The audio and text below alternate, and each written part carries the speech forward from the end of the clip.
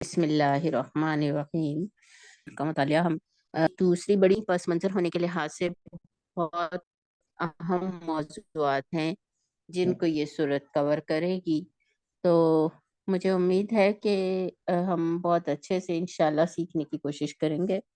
شروع کرتے ہیں۔ اعوذ باللہ من الشیطان الرجیم، بسم اللہ الرحمن الرحیم۔ وقالت طائفۃ من اہل الکتاب، اور کہا ایک جماعت نے، قالت کا جو صیغہ ہے وہ مؤنث آیا ہے، ایک جماعت طائفہ، ایک گروہ، چھوٹے گروہ کو کہتے ہیں، اور گروہوں کے لیے عام طور پر کئی جو ہے وہ نام قرآن مجید میں استعمال ہوئے ہیں، شیعتن ہے، نام جو ہیں وہ گروہ کے لیے استعمال ہوئے ہیں۔ کہتی ہے ایک جماعت من اہل الکتاب، اہل کتاب میں سے۔ اب یہ اہل کتاب کے یہودیوں کی بات اس سے چل رہی ہے، تو یہاں پہ اب مخاطب ہے وہ یہودی قوم ہے، تو وہ اہل کتاب کی ایک جماعت کیا کہتی ہے، آمینو، ایمان لے آؤ، بالذی، اس پر جو انزل علی الذین آمنو، اتارا گیا ان لوگوں پر جو ایمان لائے، وجہ النہاری، دن کے شروع کے حصے میں، وکفرو حصے میں، وہ کی جو ضمیر ہے وہ النہار کی طرف ہے کہ دن کے شروع کے حصے میں ایمان لاؤ اور دن کے آخری حصے میں انکار کر دو۔ تو اس میں سے جو اہم نقطہ ہے وہ یعنی یہ وہ ان چالوں میں سے ایک چال ہے جو مدینہ کے یہودی جو تھے وہ چلتے تھے، اور کیا کرتے تھے، ان کی لیڈر اور مذہبی پیشوا اسلام کی دعوت کو کمزور کرنے کے لیے، انہوں نے مسلمانوں کو بددل کرنے کے لیے، یہ ایک ان کی بڑی اہم چال ہے کہ وہ کیا کرتے تھے کہ وہ کچھ لوگوں کو بھیجتے تھے جو خفیہ طور پر آتے تھے اور مسلمانوں میں شامل ہو جاتے تھے، بظاہر یوں شو کرتے تھے کہ انہوں نے اسلام قبول کر لیا ہے، اعلانیہ اسلام کو قبول کرتے تھے، اور پھر دوبارہ واپس جگہ جگہ لوگوں میں یہ مشہور کرتے پھرتے ہیں پھر کہ ہم نے اسلام میں اور مسلمانوں میں اور ان کے پیغمبر میں یہ خرابیاں دیکھی ہیں، اس لیے ہم اس سے علیحدہ ہو گئے ہیں۔ یہ سورہ آل عمران کا حاشیہ نمبر 61 ہے، جس میں وہ یہ کہہ رہے ہیں کہ وہ، اور آج بھی آپ دیکھیں نا تو ایسا ہی ہے، سب سے بڑی جو چال مسلمانوں کے خلاف چلی جاتی ہے وہ یہ کہ اسلام اور مسلمانوں کی سیرت و کردار کو گندا کرو، خراب کرو، اور لوگوں کے سامنے اس کو یوں پورٹرے کرو، اس طرح سے لوگوں کے سامنے اس کو پینٹ کرو کہ لوگوں کو یہ لگے کہ جیسے وہ اسلام تو وہ کوئی چیز ہی نہیں ہے، یہ تو اچھا مذہب ہی نہیں ہے، یہ تو یعنی اب دیکھیں دنیا کے اندر انہوں نے ایک بہت بڑی چال جو چلی وہ یہ تھی کہ مسلمانوں کے گیٹ اپ کے اوپر جو ہے وہ، اور اس گیٹ اپ کے ساتھ انہوں نے لوگوں کے درمیان یہ پورٹری کیا کہ یہ تو دہشت گرد ہے، یعنی اگر شلوار قمیص پہنی ہوئی ہے، سر پہ ٹوپی رکھی ہوئی ہے، داڑھی ہے، اور ایک مسلمان شناخت کے ساتھ جب ان کے سامنے کوئی آ جاتا ہے تو وہ کیا سمجھتے ہیں کہ یہ تو دہشت گرد ہے۔ اور عام آپ دیکھیں نا تو وہ، بلکہ شاید کل کوئی مجھے بتا رہا تھا کہ کوئی ڈرامہ بھی اس طرح کا ٹی وی کے اوپر کسی چینل کے اوپر آ رہا ہے کہ اسلام کو ایک ایسی شناخت کے ساتھ دکھانا، اور جو مغربی تہذیب سے میں پروردہ جو لوگ ہوتے ہیں، جو لڑکیاں جو لڑکے، تو وہ انہیں دیکھ کے وہ یوں سمجھتے ہیں کہ جیسے یہ تو دہشت گرد ہیں۔ تو یہ وہی ترکیب ہے دراصل جو اتنے سال پہلے یہودیوں نے استعمال کی تھی، بہت غلط طرز عمل ہے۔ آپ دیکھیں اسلام ایک سلامتی کا مذہب ہے، ایک ایسا مذہب جو انسانوں کو ان کے دین کی راہ پہ لگا کے امن اور سلامتی دیتا ہے دراصل۔ اس کے بعد اللہ تعالیٰ فرماتے ہیں وَلَا تُؤْمِنُوا إِلَّا لِمَن تَبِعَ دِينَكُمْ، کہ تم نہیں ایمان لاؤ مگر بس اپنے ہی دین پر، تم پیروی کرو اپنے ہی دین کے اوپر۔ وَلَا تُؤْمِنُوا، اور وہ یہ کہتے ہیں کہ اپنے مذہب کے سوا، اپنے مذہب والے کے سوا کسی کی بات نہ مانو، اپنے ہی دین کے اوپر ایمان لا خدا کہہ دو کہ اصل ہدایت تو بس کہہ رہے ہیں کہ اصل میں تم لوگوں کی سیرتیں، لوگوں کے کردار، اب دیکھیں مسلمانوں میں بھی تو برا ہی حال ہے نا. کئی مسلمان جو ہیں وہ آگے جو اللہ تعالیٰ نقشے کھینچیں گے نا، وہ یوں لگے گا جیسے ہمارے ہی نقشے کھینچے گئے ہیں، ہماری ہی خرابیاں ہیں جنہیں اللہ رب العزت نے کھول کھول کے لوگوں کے سامنے رکھا ہے. تو اللہ تعالیٰ کہتے ہیں کہ بے شک ہدایت جو ہے نا وہ اصل میں اللہ ہی کی ہدایت ہے. یعنی اللہ کے ہاں ہدایت کا جو تصور ہے نا، اور ہدایت کا جو رنگ خود اللہ رب العزت کے ہاں ہے. اصل میں وہی ہدایت کا تو وہ ہدایت کے ساتھ وہ کیا اصل میں منسلک کرتے ہیں کہ یہ تو اسی کی دین ہے کہ کسی کو وہی کچھ دے دیا جائے جو کبھی تم کو دیا گیا تھا. یعنی اصل چیز ہدایت ہے. تو جو یہودی تھے نا، بنی اسرائیلی، وہ یہ کہتے تھے کہ ہم ہدایت پر ہے نا، وہ اپنی نسل کو ہدایت پر سمجھتے تھے. تو اللہ تعالیٰ نے ان کے اس تصور کو نگیٹ کیا اور کہا کہ ہدایت تو اصل میں وہ ہدایت ہے جو اللہ جس کو ہدایت دیتا ہے. اور جو وہ یہ کہتے تھے کہ اب وہی یہ کہ دیا جائے کسی ایک کو وہی کچھ جو انہیں دیا گیا تھا، او یحاجوکم عند ربکم، یا تمہیں اللہ تعالیٰ کے پاس کوئی مضبوط حجت مل جائے. یعنی اب ان کو اللہ نے رسالت دی. بنی اسرائیل کی جو نسل تھی اس میں اللہ تعالیٰ نے رسالت رکھی اور بہت سے نبی بنا کے بھیجے. تو لیکن اللہ کے ہاں یہ کوئی قاعدہ تو نہیں ہے نا، کوئی قانون تو نہیں ہے نا کہ ضرور سارے جو سید ہیں وہ ہدایت یافتہ ہی ہوں گے، ضرور سارے جو شیخ ہیں وہ نیک ہی ہوں گے، ضرور سارے جو مغل ہیں نا وہ تو بہت اچھے ہی ہوں گے، سارے ارائیں نیک اور پاکیزہ ہی ہوں گے. تو ایسا تو نہیں ہے. اصل تو ہدایت وہ ہدایت ہے جو اللہ تعالیٰ کسی کو دے دے. تو اب اللہ تعالیٰ کہہ رہے ہیں کہ اے نبی صلی اللہ علیہ وسلم کل کہہ دیجئے ان الفضل بید اللہ، بے شک فضل تو اللہ ہی کے ہاتھ میں ہے، یؤتیہ من یشاء، وہ دیتا ہے جس کو چاہتا ہے. یعنی اللہ کے ہاں ہدایت ایک قانون اور مشیت کے ایک ضابطے کے تحت ملتی ہے.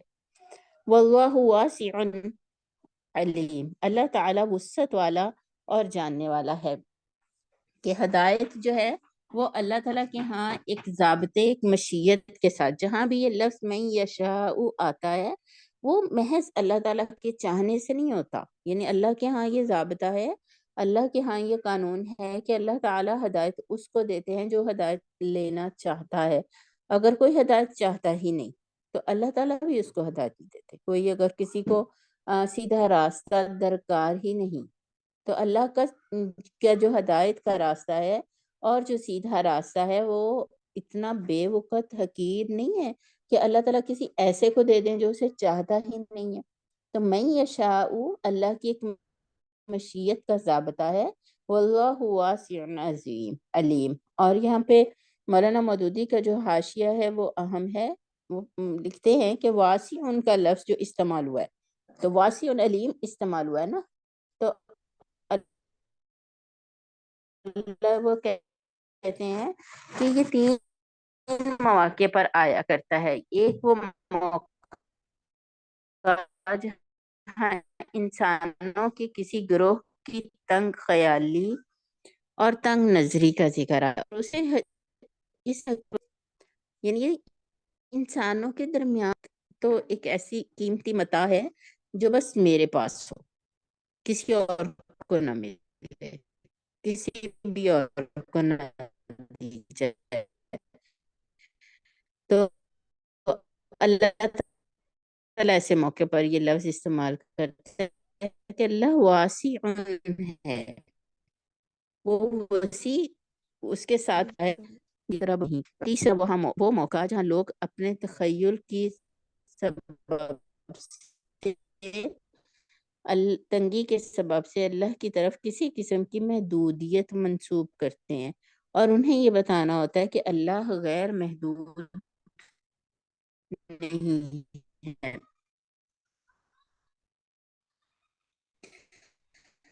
اب یہ محدودیت دیکھیں اللہ کے ساتھ کیسے منسلک کی جاتی ہے کہ خدا تو بس میدان میں میرے رشتہ سے ہوں، جو تو مجھے لگتا اور اس کو آخر میں کامیابی مل جائے، اس کو جنت مل جائے، تو یہ بھی ایک محدود تصور ہے۔ تو ساری آتا ہے وہ جب ہمیں میں یشاء، تو وہ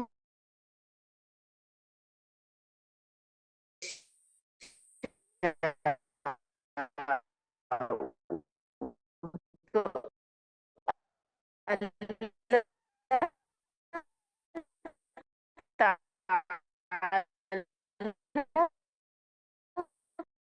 کو معلوم ہے کہ گیر خان، اور خواہ وہ کسی جو ہے وہ اعلیٰ خاندان کے اندر ہو، اللہ تعالی جو ہے وہ اس چیز کے اوپر پابند نہیں ہے، نہ کسی ذات کے، نہ کسی برادری کے، نہ کسی دنیاوی خاندان کے، بلکہ اللہ تعالی تو اپنی رحمت سے من یشاء، جس کو چاہیں گے اس کو جو ہے فضل بہت عظیم ہے۔ اللہ کا جو فضل ہے وہ کیا، آپ کا کیا خیال ہے؟ یہ ایک ہوم ورک آپ لکھ لیں، اور یہ ایک سوال ہے آپ سب کے لیے آج کے اس لیسن میں سے، کہ فضل واللہ ذو الفضل العظیم، تو یہاں فضل کا لفظ اللہ تعالیٰ نے کس سینس میں استعمال کیا ہے؟ عظمت والا فضل کیا ہے؟ تو فضل جو ہے وہ مال و دولت اور دنیاوی سٹیٹس نہیں ہے، فضل جو ہے وہ اللہ کا دین ہے، وہ ہدایت ہے، وہ نبیوں کا راستہ ہے، تو وہ جس کو چاہتا ہے وہ عطا فرماتا ہے۔ وَمِنْ أَهْلِ الْكِتَابِ، اور اہل کتاب میں سے کوئی تو ایسا ہے، إِن تَأْمَنْهُ بِقِنْطَارٍ، مَنْ إِن تَأْمَنْهُ بِقِنْطَارٍ،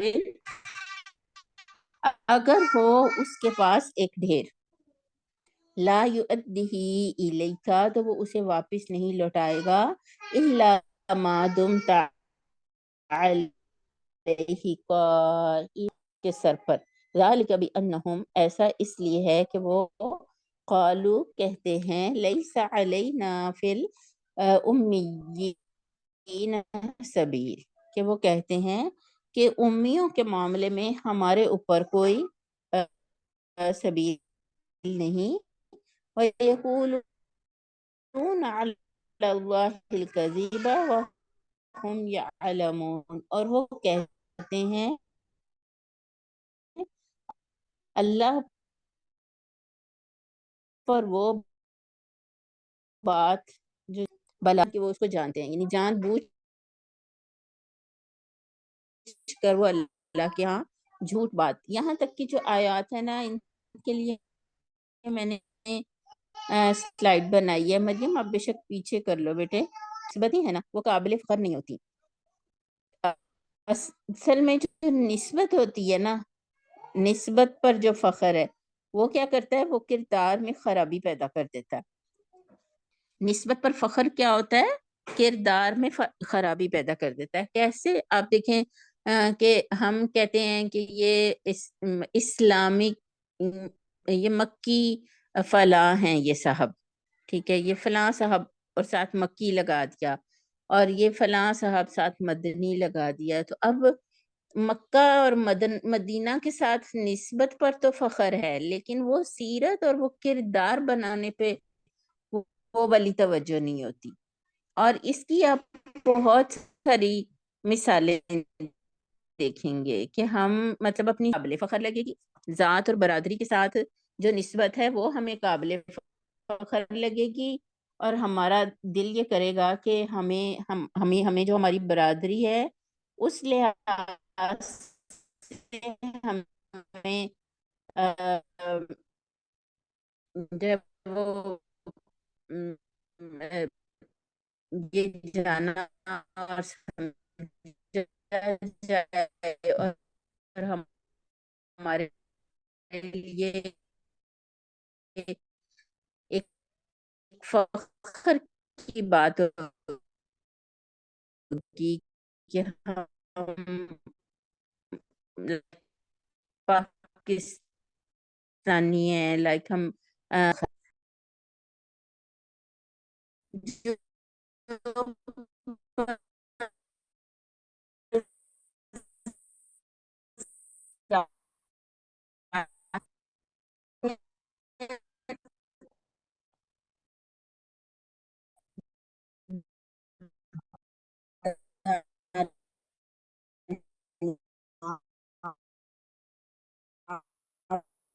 لوگ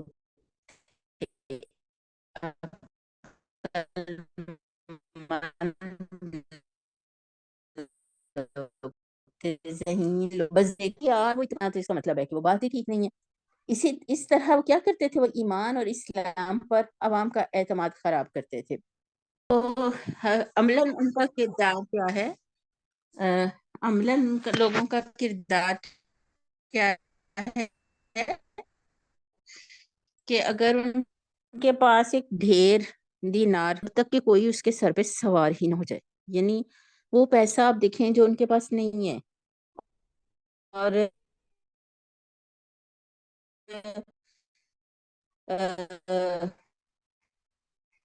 ہر امت میں، ہر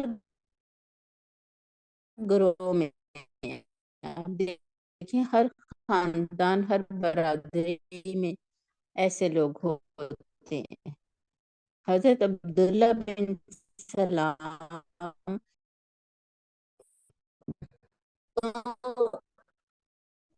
اصل چیز کیا ہے، سیرت اور وہ کردار ہے کہ وہ ایک جو ہے وہ ڈھیر بھی ہو تب بھی وہ اس کو ہاتھ نہ لگائے، اور ایک دینار ہو تب بھی وہ اس کو ہاتھ نہ لگائے۔ اور ماشاءاللہ میں اپنے ارد گرد ایسی ایسی مثالیں دیکھتی ہوں۔ آپ دیکھیں فنڈ لوگ دیتے ہیں، فنڈ دیتے ہیں لوگ، اور اس فنڈ کے اندر بعض کا جیسے 1000 کا نوٹ ہے نا، تو اب چینج چاہیے، تو اب چینج لینے کے لیے لوگ اس نوٹ تک کو ہاتھ نہیں لگاتے کہ پرس کے اندر، بیگ کے اندر جو ہے وہ پڑا ہوا ہے، پیسے پڑے ہیں اور وہ فنڈ کے پیسے ہیں، اعانت ہے، کوئی زکوٰۃ ہے، کوئی صدقہ ہے۔ اور لوگ جو تھے وہ، ابھی اس طرح کی مثالیں میرے ارد گرد موجود ہیں کہ وہ لوگ ان نوٹوں کو 1000 روپے کا چینج لینے کے لیے بھی نہیں بدلتے، کہ یہی نوٹ کسی نے دیا ہے نا تو یہی صدقہ جائے۔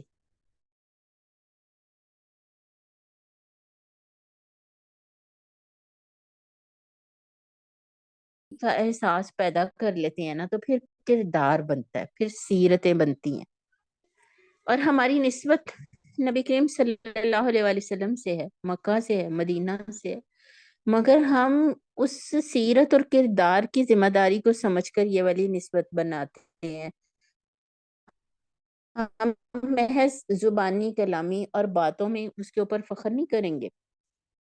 تو اللہ تعالیٰ کہتے ہیں کہ وہ ایسا کردار وہ کیوں بن گئے، ان کا کیا سیرت تھی، ان کا کیا مائنڈ سیٹ تھا، کہ وہ ان کا یہ خیال تھا کہ ہمارے پاس اگر کوئی ہمیں جو ہے وہ ہمارے اوپر کوئی بھی جو ہے وہ نہیں کر سکتا، کوئی ہمارے اوپر ذمہ داری یہ والی نہیں ڈال سکتا۔ اس کا حاشیہ نمبر 64 جو ہے وہ سورہ آل عمران کا نکال لیں کہ یہودی عوام ہی کا یہ جاہلانہ خیال نہ تھا، بلکہ ان کے ہاں تو مذہبی تعلیم بھی یہی کچھ تھی۔ آپ دیکھیں جو ان کے مذہبی علماء تھے نا، وہی فقہی احکام ایسے ہی تھے۔ بائبل، قرض اور سود کے احکام میں اسرائیلی اور غیر اسرائیلی کے درمیان صاف تفریق کرتی ہے، یہ باب استثناء میں ہے۔ اور تلمود میں لکھا گیا ہے کہ اسرائیلی کا بیل کسی غیر اسرائیلی کو زخمی کر دے تو اس پر کوئی تاوان نہیں، مگر غیر اسرائیلیوں کی ہو تو بس بلا الہ خود ہی رکھ لے۔ استغفر اللہ۔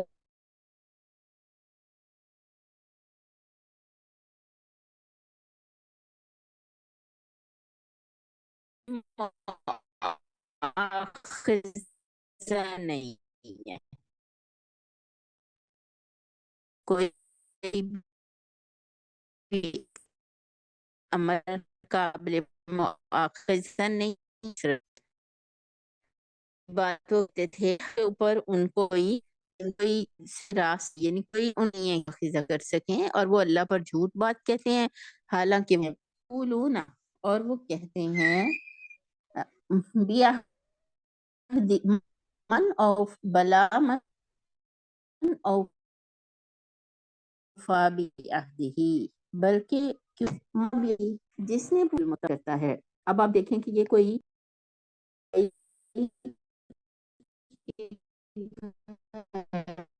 में पैदा हुआ है,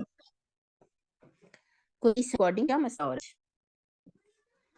कोई ईसाइयों के घर में पैदा हुआ है, कोई समझे आप गोरा है, कोई काला है, कोई चिट्टा है, कोई औरत है, कोई मर्द है, कोई जवान है, कोई बूढ़ा है। अल्लाह ने कानून और ज़ाब्ता क्या दे दिया? मन औफा बिअहदिही। अब अहद क्या है? ला इलाहा इल्लल्लाहु मुहम्मद रसूलुल्लाह। अब जिसने इस अहद को वफा किया, अब ये वफा करना जो है ना, अभी कल की बात है कि मैं पार्क में बैठी थी, तो जो पार्क की मस्जिद है ना, उसमें अजान शुरू हो गई। और अजान, अब वो खुला आसमान, दूर तक खुला माहौल, और ऐसे में मस्जिद से आती ये आवाज कि अशहदु अल्ला इलाहा इल्लल्लाह। तो मैं ये सोचूं कि मैं क्या कह रहे हैं मुअज्जिन, वो क्या कह रहे हैं भाई? वो कह रहे हैं मैं गवाही देता हूँ कि अल्लाह के सिवा कोई इलाह नहीं। और ये गवाही देनी पड़ती है, खड़े होना पड़ता है, लोगों के दरमियान निकलना पड़ता है। ये घर के बंद कमरे में कैसे? गवाही तो एक इज्तिमाई तौर पर करने का काम है ना। तो मन औफा, अहद जो होता है ना, वो दो पार्टीज के दरमियान होता है, कमिटमेंट होती है। यानी ये एक अहद वो है जो इंसान ने खुद अपने आप के साथ किए, फिर उसने वो अहद है जो उसने अल्लाह के साथ किए, अल्लाह और उसके रसूल के साथ उसके कुछ प्रोमिसेस हैं, कुछ उसके अहद प्रॉमिस जो हैं वो सोसाइटी के साथ हैं। कोई तो है ना दूसरी तरफ, दो पार्टियां तो बनी ना जिनके दरमियान वो अहद है। तो अब वो अहद पूरा करना है, वो निभाना है, और वो अहद निभाने में अल्लाह का खौफ दिल में रखना है। वत्तक़ा, जो अल्लाह से डरा। फ़इन्नल्लाह युहिब्बुल मुत्तक़ीन इन्नल्लज़ीना यश्तरून बिआयातिल्लाहि यश्तरून बिअहदिल्लाहि। बेशक वो लोग जो बेच देते हैं अल्लाह के साथ अहद को, व ऐमानिहिम, और अपनी कसमों को, समनों कलीला, थोड़ी कीमत पर। उलाइका ला खलाक़ लहुम फिल आखिरती, वही लोग हैं, इतनी सख्त आयत है कि वही लोग हैं कि उनका ना आखिरत में कोई हिस्सा होगा। वला युकल्लिमुहुम हुमुल्लाहु, और नहीं कलाम करेगा उनसे अल्लाह। वला यंजुरु इलैहिम, और ना वो उनकी तरफ देखेगा। यौमल क़ियामती, क़यामत के दिन। वला युज़क्कीहिम, और वो उनका तज़किया भी नहीं करेगा। वलहुम अज़ाबुन अलीम, और उनके लिए दुख वाला अजाब होगा। अब आप देखें कि ये कौन लोग हैं। अल्लाह किसी से बात नहीं करेगा, क्योंकि ये एक माइंड सेट है, ये एक ऐसा किरदार है जिसका हाल ये है कि वो उसके पास एक ढेरों माल रखवा दे कोई, एक एक अशरफी भी कोई उसके पास रखवाए तो वो उसे वापस ना करे। और एक ऐसा किरदार है जो अपने अहद को बेच देता है, उसको चार पैसे मिले ना तो अपना अहद बेच बाच के।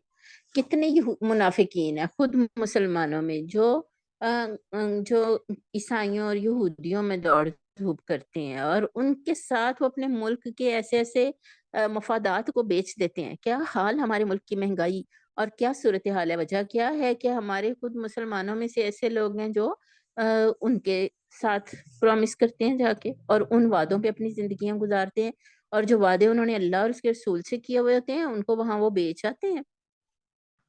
यानी ला इलाहा इल्लल्लाह, अल्लाह के सिवा कोई इलाह होगा ही नहीं। ना मैं वाशिंगटन से पूछूंगा, ना मैं बीजिंग से पूछूंगा, और ना मैं लंदन से पूछूंगा, बल्कि मैं कहाँ से पूछूंगा? मेरा तो इलाह एक है, रब एक है, मैं तो उसी से पूछ पाछ के चलूंगा। तो जो ये एक किरदार है, चूंकि इसने पहले इस्लाम को कबूल किया और फिर इस्लाम के ऊपर बड़े खतरनाक ये वाले हमले किए, तो अल्लाह ताला के हाँ इनकी सजा भी बहुत सख्त है। ये समझते रहे होंगे दुनिया में कि हम अल्लाह के मुकर्रबीन हैं, अल्लाह के करीबी हैं, खास हैं, प्यारे हैं, और जब अल्लाह ताला के हाँ ये पेश होंगे तो क्या होगा? ला खलाक़ लहुम फिल आखिरा। पहला नुकसान क्या होगा इनका? नंबर वन, کہ ان کا آخرت میں کوئی حصہ نہیں ہوگا۔ یہ کون لوگ ہیں؟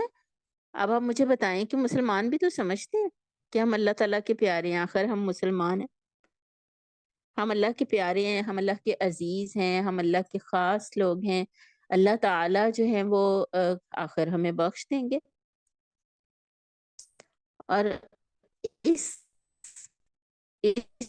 گمان پہ وہ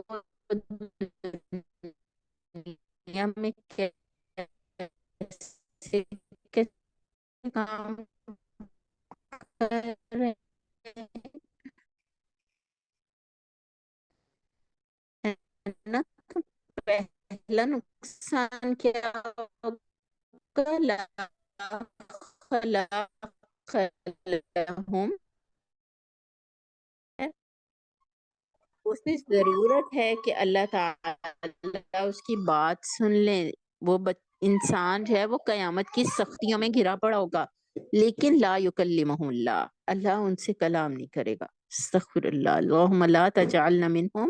اور تیسری طرح کے لوگ کون ہیں؟ ولا ینظر الیہم یوم القیامت۔ یہ مزید ایک اللہ تعالیٰ کی طرف سے مزید ایک سختی کا مطلب ہے کہ وہ ان کی طرف دیکھے گا بھی نہیں، ولا یزنی، ان کے لیے حصہ بھی کوئی نہیں قیامت میں، اور ان کے لیے اب بہت دکھ دینے والا عذاب ہے۔ کیونکہ دنیا میں اللہ تعالیٰ سب سے زیادہ، دیکھیں کافر تو کھلے کافر ہیں، پکے کافر ہیں، اور مسلمان جو ہیں وہ جو ٹھیک مسلمان ہیں ان سے تو اللہ راضی اور خوش ہے۔ سب سے زیادہ جو دکھ ہے نا وہ یہ والا کردار دیتا ہے مسلمانوں کو، جو اسلام کے نام تو لیتا ہے لیکن عملاً وہ اسلام کو سب سے زیادہ خراب کرتا ہے، سب سے زیادہ بدنام کرتا ہے۔ یہ جو یہودی تھے یہ اپنے زمانے کے وہی والے مسلمان تھے۔ پھر ان کی اگلی خرابی کو اب ہم یہاں سے دیکھتے ہیں کہ وہ ان منہم لفریقن، اور بے شک ان میں سے البتہ ایک گروہ، فریق ایک گروہ، ایک جماعت ایسی ہے، یلوون السنتہم، جو کیا کرتے ہیں، وہ اپنی زبانوں کو مروڑتے ہیں، بالکتابی، کتاب کو پڑھتے ہوئے، لتحسبوہ من الکتابی، تاکہ تم یہ سمجھو، تم گمان کرو کہ یہ الکتاب میں سے ہے، وما ہوا من الکتاب، حالانکہ وہ کتاب میں سے نہیں ہوتا، وَيَقُولُونَ، اور وہ کہتے ہیں، ہوا من عند اللہ، اللہ کی طرف سے ہے، وما ہوا من عند اللہ، اور حالانکہ وہ اللہ کی طرف سے نہیں ہوتا، وَيَقُولُونَ عَلَى اللَّهِ الْكَذِبَ وَهُمْ يَعْلَمُونَ۔ پھر دوبارہ یہ بات کہی ہے، پیچھے بھی گزری تھی، وَيَقُولُونَ عَلَى اللَّهِ الْكَذِبَ وَهُمْ يَعْلَمُونَ، اب یہی بات دوبارہ ہے کہ وَيَقُولُونَ عَلَى اللَّهِ الْكَذِبَ وَهُمْ يَعْلَمُونَ، اور وہ کہتے ہیں اللہ پر جھوٹ حالانکہ وہ جانتے ہوتے ہیں۔ تو اب آپ دیکھیں کہ ان کی مزید ایک خرابی ہے، وہ نام کے مسلمان ہیں، وہ مسلمانوں والے حلیے بنا کے اہل کتاب میں آ بیٹھے ہیں، اہل کتاب میں اب اہل قرآن کو بھی ڈال لینا، تو وہ کیا کرتے ہیں، وہ اپنی زبانوں کو ایسے مروڑ کے قرآن پڑھتے ہیں۔ ابھی آپ آج کے علماء کو دیکھیں کہ وہ گا گا کے کہتے ہیں اللہ فرماتا ہے، اور اللہ کہاں فرماتا ہے؟ پورے قرآن میں اللہ نے وہ بات کہیں بھی نہیں کہی ہوتی، تو انسان حیران ہی رہ جاتا ہے کہ اللہ نے یہ بات کہاں کہی ہے۔ اور آپ کیسے، اب جو سامنے اب دیکھیں، جب ایک عالم دین، ایک مقرر بیٹھ کے یہ بات کر رہا ہو، تو جو سامنے لوگ بیٹھے ہوتے ہیں وہ بےچارے کیا کریں؟ وہ تو یہی سمجھیں گے کہ یہ کتاب میں سے یہ کہہ رہا، یہ صحیح کہہ رہا ہوگا، یہ کیسے غلط کہہ سکتا ہے؟ اللہ تعالیٰ کہتے ہیں حالانکہ وہ کتاب میں سے نہیں ہوتی وہ بات، کتاب میں تو کہیں وہ کچھ لکھا ہی نہیں ہوا ہوتا، اور وہ اللہ کہتے ہیں کہ یہ جو میں بات کہہ رہا ہوں یہ اللہ کی طرف سے ہے، حالانکہ اللہ کی طرف سے بھی نہیں ہوتی۔ سید ابو الاعلیٰ اس کی شرح میں لکھتے ہیں کہ اس کا مطلب اگرچہ یہ بھی ہو سکتا ہے کہ وہ کتاب الہی کے معنی میں تحریف کرتے ہیں، یا الفاظ کا الٹ پھیر کر کے کچھ سے کچھ مطلب نکالتے ہیں، لیکن اس کا اصل مطلب یہ ہے کہ وہ کتاب کو پڑھتے ہوئے کسی خاص لفظ یا فکرے کو جو ان کے مفاد یا ان کے خود ساختہ عقائد و نظریات پڑھتا ہو، وہ زبان کی گردش سے کچھ کا کچھ بنا دیتے ہیں. اس کی زیریں قرآن کو میں والے اہل کتاب میں بھی مفقود نہیں ہے. مثال دی جو لوگ نبی کے یہ ہیں اشرکم میں ہم بتاتے ہیں، اور یہی ہر جگہ قرآن کے اندر ایک قاعدہ اور کلی زبان جاننے بھی اس کو اچھے سے جانتے ہوں گے کہ ان واقعہ نہیں پڑھا گیا بلکہ انما کا مطلب ہے بس صرف. تو وہ کیا کرتے ہیں، وہ کہتے ہیں الگ الگ لفظ ہے، اور اس آیت کو انما انا بشر مثلکم، یعنی اس کا ترجمہ تو یہ ہے کہ نبی کہہ دو کہ تحقیق میں بشر نہیں ہوں تم جیسا، مگر وہ کیا بنا دیتے ہیں کہ میں تو کہ میں بشر، اس کا ترجمہ ویسے صحیح یہ ہے کہ میں تو بس ایک بشر ہوں تم جیسا. لیکن جب وہ اللہ تعالیٰ کے ہاں امام انبیاء کا سیردار کی وجہ سے ہی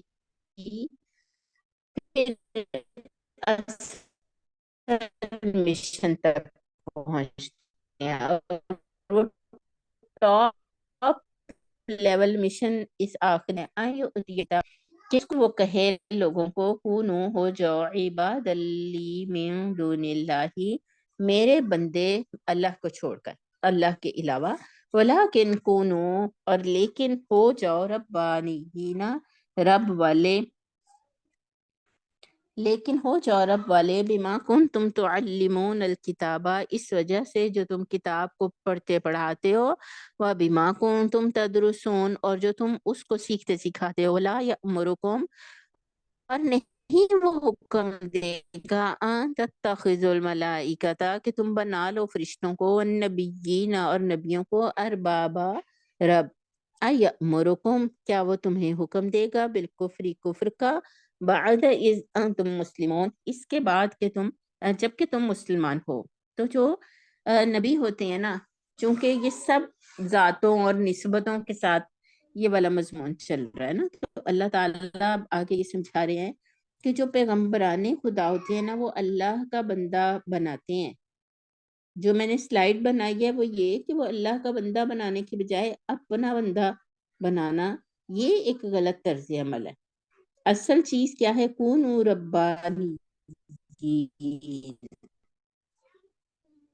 تو پیغمبر جو تھے سارے وہ کیا کرتے تھے، وہ کہتے تھے کونوا ربانیین، ہو جاؤ رب والے. اب یہ ایک بہت ہی سمجھنے والی آیت ہے، اور اللہ تعالیٰ نے خود اس طرز عمل کے بارے میں کہا ہے کہ جو تم پڑھتے پڑھاتے ہو، جس کتاب کو تم پڑھتے پڑھاتے ہو، جس کا تم درس دیتے دلاتے ہو، اس کتاب کو پڑھنے پڑھانے کا تقاضا ہی یہی ہے کہ تم یہ کہو کہ اللہ کا بندہ بنے، میرا بندہ نہ بنے، اللہ کا بندہ بنے. یعنی یہودیوں کے ہاں، مولانا نے اس کی شرح میں لکھا ہے کہ یہودیوں کے ہاں جو علماء مذہبی عہدیدار ہوتے تھے اور جن کا کام مذہبی امور میں لوگوں کی رہنمائی کرنا اور عبادات کے قیام اور احکام دین کا اجرا کرنا ہوتا تھا، ان کے لیے لفظ ربانی استعمال کیا جاتا ہے، جیسا کہ خود قرآن میں ارشاد ہوا لولا ینہاہم الربانیون والاحبار عن قولہم الاسم واکلہم السحت، ان کے ربانی اور ان کے علماء ان کو گناہ کی باتیں کرنے اور حرام کے مابین بھی کیا تقاضا ہے، جو ہے رب کا بندہ بنانے کی بجائے اپنا بندہ بنانا. اس کا کیا مطلب ہو سکتا ہے؟ آپ میں سے کوئی بتائے گا تھوڑا سا کہ اس سے کیا مراد ہے؟ آپ علماء کے درمیان دعوت و تبلیغ کا جو انداز ہے نا، اس میں اچھی طرح سے آپ ڈائگنوز کر سکیں گی. آپ کو یہ پتہ چل جائے گا کہ کون سا علماء حق ہیں اور کون علماء سو ہیں، کون برائی کے دراصل عالم دین ہے. کیسے پتہ چلے گا؟ یہ وہ پیمانہ ہے جو اللہ رب العزت نے یہاں پہ ہمیں سکھایا ہے، تو کے طور پر پیش کرتے ہیں. اور ہم اپنے واقعات اور اپنے سے نکل جاتے ہیں، اتر جاتے ہیں کہ خواب ہی اپنے دیکھے ہیں نا، تو وہ خواب ہی جو دیکھا تو بس امت کو کہا کہ ساری امت ہی ہے۔ کسی نے اگر ایک دیکھا خواب دیکھا کہ کشتی ڈوب رہی ہے اور خواب میں اس نے دیکھا کہ اللہ کے رسول آئے ہیں اور اس نے آ کے درود تنجینا اس کو سکھایا، اور اس کی نے جب پڑھا ہے تو اب وہ کشتی جو ہے وہ بعد میں بچ گئی ہے، تو اب وہ اپنے بعد والے آنے والوں کو بس وہ ایسے ہی سکھانا شروع کر دے جیسے جو چیز اللہ کے رسول پہ اتری ہے وہ تو اتنی خاص نہیں ہے، یہ دیکھو میرے پہ کیا اترا، اب اس کو لے کے چلو تو اللہ تمہیں نجات دے دے گا، تمہاری مشکل کو دور کر دے گا۔ اب کیا ہوا، لوگ جو تھے وہ رب والے، اب لیک ہوتا ہے، رسول تو خود اللہ کا نمائندہ ہوتا ہے اور وہ خود ایک مثال ہوتا ہے نا، تو جو جس طرح سے وہ پڑھاتا سکھاتا ہے تو وہ بندوں کو ان کے رب کے ساتھ جوڑتا ہے۔ آپ صلی اللہ علیہ وسلم لوگوں کو یہ کہتے ہوتے تھے کہ میں ایک بشر ہوں، مجھے میری حیثیت سے مت بڑھایا کرو، ہے نا۔ تو آپ صلی اللہ علیہ وسلم لوگوں کے درمیان آپ نے ایسے تمام جو مینرز تھے، لائک اگر آپ باہر سے آتے تھے تو ایک مینر تھا نا، ہمارے ہاں بھی ہے، معلم اگر کلاس کے اندر داخل ہو، معلمہ، تو طالب علم کھڑے ہو جاتے ہیں نا، بڑا کوئی آیا باہر سے، والد آیا کوئی بھی، تو ہمارے معاشرے میں یہ ایک ادب کا ضابطہ اور طریقہ کار ہے کہ ہم کھڑے ہو جاتے ہیں ادب سے، لیکن اللہ کے رسول نے تو نہیں کھڑے ہونے کی اجازت دی۔ آپ آتے تھے، آ کے مجلس میں بیٹھ جاتے تھے، آپ نے کیوں نہیں اس ادب کو اپنے لیے رائج کیا؟ حالانکہ آپ صلی اللہ علیہ وسلم کے ادب کا یہ حال تھا کہ کوئی اگر ذرا سی اونچی آواز سے بھی بول لے آپ کی مجلس میں تو گویا قرآن نے آ کے سورۃ الحجرات میں کہا کہ گویا اس کے تو عمل ہی ضائع ہو جائیں گے، ہے نا۔ تو بولنے کا ادب اتنا ہے، لیکن یہ جو ادب تھا کہ کھڑے ہو جائیں سارے، چونکہ یہ انسانوں کے درمیان ان کے مقام اور مرتبے کو بڑھا دیتا ہے نا۔ ابھی کچھ دن پہلے خاتون آتی ہیں نا وہاں پہ ادارے میں، تو وہ ملنے لگی نا تو ایسے جھک کے انہوں نے اپنا سر جو ہے نا جیسے وہ میرے سینے کے ساتھ لگا دیا، اور وہ ہر دفعہ ایسے ہی ملتی ہیں، تو اس دفعہ میں نے انہیں پکڑ کے سیدھا کیا، تو میں نے انہیں کہا آپ مجھے ایسے کیوں ملتی ہیں؟ تو انہوں نے کہا کہ باجی مجھے نا ایسے سکون سے کا احساس ہوتا ہے، تو میں نے انہیں کہا کہ آپ اپنا فائدہ تو سوچ لیتی ہیں کہ آپ کو ایک سکون کا احساس ہوتا ہے، میں نے کہا مجھے تو آپ مار ہی دیتی ہیں، ہے نا۔ تو اب آپ کے سامنے کوئی آ کے یوں جھکے، آپ کا نفس ہے کیسے تگڑا ہو جائے گا نا، اتنا بڑا سارا ہو جائے گا۔ کوئی دونوں ہاتھ، اب دونوں ہاتھوں سے سلام لینا ہمیں تو نہیں سکھایا گیا، ایک ہی ہاتھ سے سلام لے سے پیدا کر سکتی ہیں کہ آپ گرم جوش انداز میں کہتی ہیں السلام علیکم ورحمۃ اللہ، کیا حال ہے آپ کا، لیکن سلام ایک ہی ہاتھ سے لینے کا وہ ہے کہ آپ ایک ہی ہاتھ، دونوں ہاتھ جب آپ نے پکڑے تو دوسرے فرد کو ایک بڑائی کا احساس ہوا۔ تو نبی صلی اللہ علیہ وآلہ وسلم نے ایسے تمام رسوم و رواج، ایسی تمام معاشرت جس میں کوئی جو ہے وہ اپنے آپ کو بڑا فرد سمجھنے لگ جائے، آپ صلی اللہ کو اللہ کا بندہ بننا سکھایا۔ اب دیکھیں کتاب اللہ کا تقاضا یہ ہے کہ وہ ایسی مولانا نے یہ لکھا ہے کہ ایسی کوئی تعلیم، اپنے حاشیہ نمبر 68 میں، کہ ایسی کوئی تعلیم جو اللہ کے سوا کسی اور کی بندگی اور پرستی سکھاتی ہو اور کسی بندے کو بندگی کی حد سے بڑھ کر خدائی کے مقام پر لے جاتی ہو، ہرگز کسی پیغمبر کی دی ہوئی تعلیم نہیں ہو سکتی۔ جہاں کسی مذہبی کتاب میں یہ چیز نظر آئے، سمجھ لو کہ یہ گمراہ کن لوگوں کی تحریفات کا نتیجہ ہے۔ اور نہ اللہ تعالیٰ کہتے ہیں کہ اللہ نے وَلَا يَأْمُرُكُمْ أَن تَتَّخِذُوا الْمَلَائِكَةَ وَالنَّبِيِّينَ أَرْبَابًا، اور نہ وہ تمہیں یہ حکم دیتی ہے، کون وہ کتاب نہیں حکم دیتی کہ فرشتوں کو اور نبیوں کو اپنا رب بنا لو، اور وہ کیا وہ تمہیں کفر کا حکم دے گی جبکہ تم مسلمان ہو چکے ہو، جبکہ تم اسلام لا چکے ہو۔ وَإِذْ أَخَذَ، اس نے تم سے من کتاب، جو دوں میں تمہیں کتاب، وحکمت، اور ایک حکمت، ثم جاءکم رسول مصدق لما معکم، پھر آئے تمہارے پاس کوئی رسول جو تصدیق کرتا ہو اس کی جو تمہارے پاس ہے، لَتُؤْمِنُنَّ بِهِ،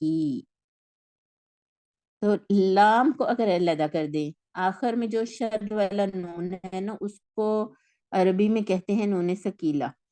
تو یہ لام میں تاکید اور نون ثقیلہ پیر آف ورڈز ہیں جس کے ساتھ آتے ہیں نا، کٹھے ہی آتے ہیں.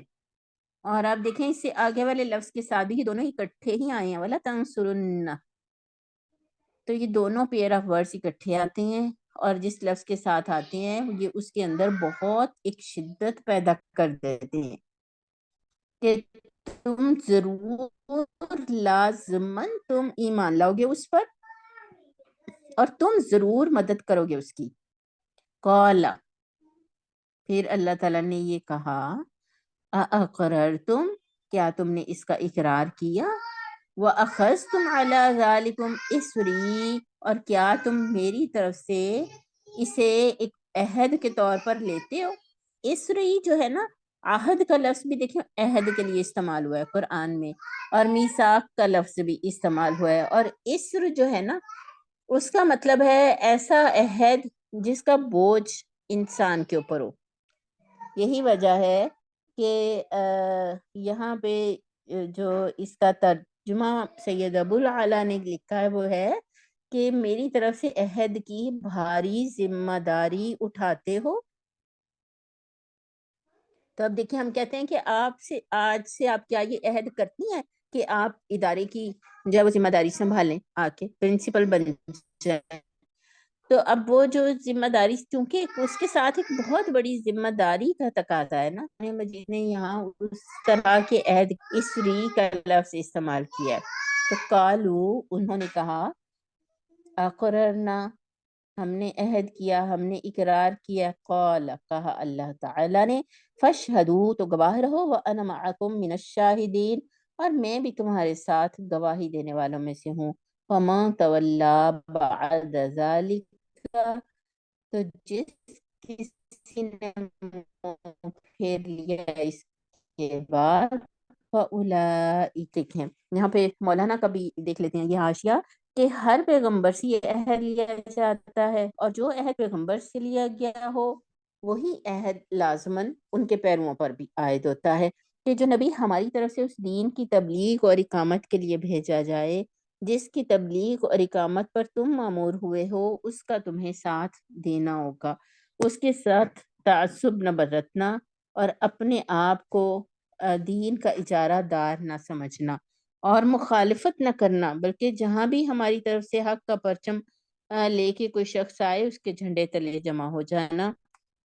یہاں پر یہ بات سمجھ لینی چاہیے کہ نبی صلی اللہ علیہ وسلم سے پہلے ہر نبی سے یہی عہد، بعد کے آنے والے نبی کی خبر دی اور اس کا ساتھ دینے کی ہدایت کی، لیکن نہ قرآن میں نہ حدیث میں کسی جگہ سے بھی یہ نہیں پتا چلتا کہ نبی صلی اللہ علیہ وسلم سے بھی یہ عہد لیا گیا ہو.